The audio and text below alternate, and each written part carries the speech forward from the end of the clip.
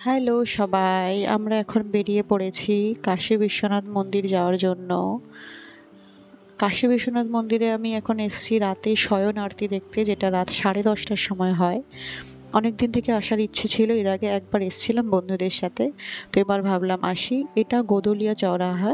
এখানে মোস্টলি সব রিক্সাগুলো এর আগে পর্যন্তই নামিয়ে দেয়, এরপর হেঁটে মন্দির পর্যন্ত যেতে হয়। তো আমরা হেঁটে ঘাট পর্যন্ত পৌঁছালাম, কারণ আমরা ভেবেছি ঘাট হয়ে পেছনে করিডোর দিয়ে আমরা মন্দিরে যাব, যাতে একটু হাঁটতে ভালো লাগে। তো এখন তো জল অনেকটা উপরে উঠে গেছে, কারণ বৃষ্টি হচ্ছে। 1-2 মাস পর আরো উপরে উঠে যাবে, তখন আর এই ঘাট দিয়ে যাওয়াও যাবে না। তখন সামনে দিয়ে সবাইকে যেতে হবে, পেছনে ঘাট ওয়াক করা তখন আর পসিবল হয় না। এই দেখুন, এই জায়গাটায় এতটা জল উঠে গেছে যে এখানে জলের মধ্যে দিয়ে পার হতে হচ্ছে।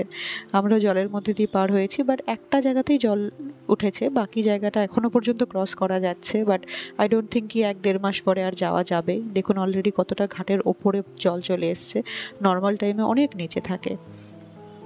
আমরা ভেবেছিলাম করিডোর দিয়ে যাব, কিন্তু করিডোর পৌঁছে আমরা দেখলাম রাত 10:30টায় করিডোর বন্ধ করে দিয়েছে।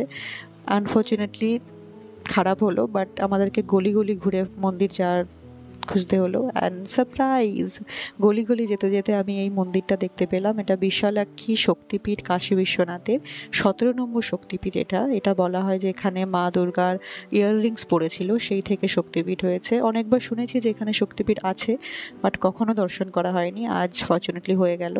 তারপর আমরা চলে এলাম গলি গলি দিয়ে মন্দিরে, মন্দিরের মেন গেট। এরপর আমরা ফোন রেখে দিলাম লকারে, এখানে গভর্নমেন্ট লকার রয়েছে। ওখানে ফোন রেখে দেওয়ার পর আমরা চলে গেছিলাম আরতি দেখতে, ফোন নেওয়া যায়নি।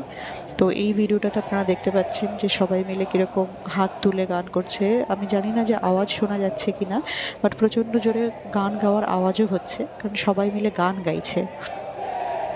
সবাই মিলে এখানে হাত তুলে ভগবান, এটা যেমন অন্য একটা মন্দির। আমরা কাশী বিশ্বনাথের মেন শয়নার্থী দেখে বেরিয়ে গেছি, বাট ভিতরে ছোট ছোট যত মন্দির আছে সব কটার সামনে দাঁড়িয়ে দাঁড়িয়ে শয়ন আরতি হয়, মানে সবাইকে ঘুম পাড়ানোর জন্য একটা আরতি করা হয়।